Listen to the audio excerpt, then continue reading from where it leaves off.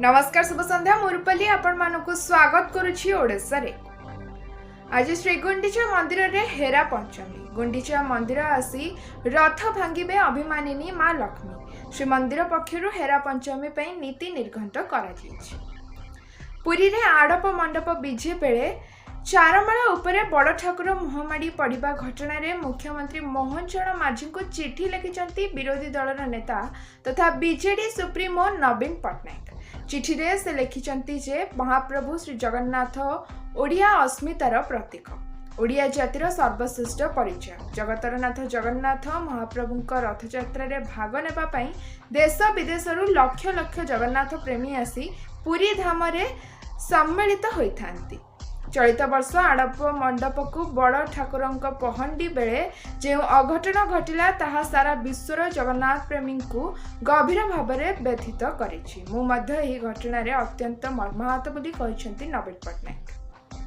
चारमाला रे पहंडी समय रे बड़ ठाकुर मुहमाड़ी पड़िजिबा दृश्य थिला अत्यंत विदारक।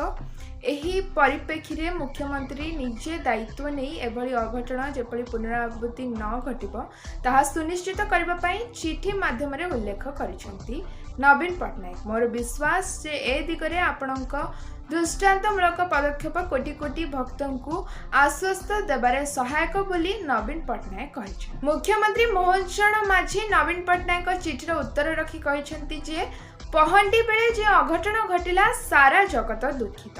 आपण मर्माहत हेबा स्वाभाविक, मु मध्य गभीर भाव में मर्माहत। अघटन विषय जानिबा परे दुई मंत्री को पुरी जिबाकू कहिथिली। उपमुख्यमंत्री प्रभाती परिडा और आईन मंत्री पुरी जाइथिले। यार पुनरावृत्ति जेपरी न हेबो सेतिपई यत्नमान हेबाकू परामर्श देइछि बोली कहिसेंती मुख्यमंत्री। राजधानी रे 6 मास रे 36 कोटी साइबर ठकेई होइथिबा सूचना देइछंती पुलिस कमिश्नर संजीव पंडा। जनवरी रु जून मध्य रे 36 कोटी साइबर ठकेई होइछि। साइबर थाना रे 2394 टी रिपोर्ट होइछि।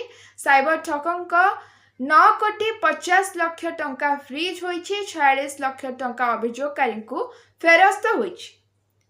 2 जण अंतरराज्य ठकंक सह 21 जण गिरफ होइछन्ति। दुईटी तरीकारे ठकेई अभियोग बढ़ी। डिजिटल अरेस्ट नारे अधिक मामला रुजु होइछि। इन्वेस्टर फ्रॉड नारे मध्य लोकों को ठकुचंती अपराधी। साइबर ठकंक ठारू बर्तिबा पई जनसाधारण को अपील कले कमिश्नर। ठकेईर शिकार होइथिले 1930 रे कॉल करिबाकू से परामर्श देइछंती। पूर्वतन अग्निवीरंक पई संरक्षण घोषणा। केंद्रीय आर्म फोर्स रे थिबा पूर्वतन अग्निवीरों को संरक्षण व्यवस्था सीआईएसएफ, बीएसएफ एवं सीआरपीएफ रे नियुक्ति पाई 10 शतकड़ा संरक्षण व्यवस्था। शारीरिक परीक्षा देबाकू पड़िबनी। बयस सीमा मध्य कोहल। भद्रक जिले में एक नकली जर्दा कारखाना 65 लाखर नकली जर्दा जबत कला पुराना बजार थाना होलासाही रु जबत करिछि पुलिस। नामी दामी लोगो, स्टिकर और अन्य सामग्री मध्य जबत कर मालकानगिरी जिला माथिली ब्लॉक कोरपा गाँव में झड़ाबांति 7 जन आक्रांत होइतिबा बेले 4 जन को अवस्था गुरुतर। सेमानकु थिली सब डिविजन मेडिकल रे भर्ती करा जायछि। झड़ाबांतिर कारण अस्पष्ट रहिछि। आज पे एतिकी। नमस्कार, शुभरात्रि।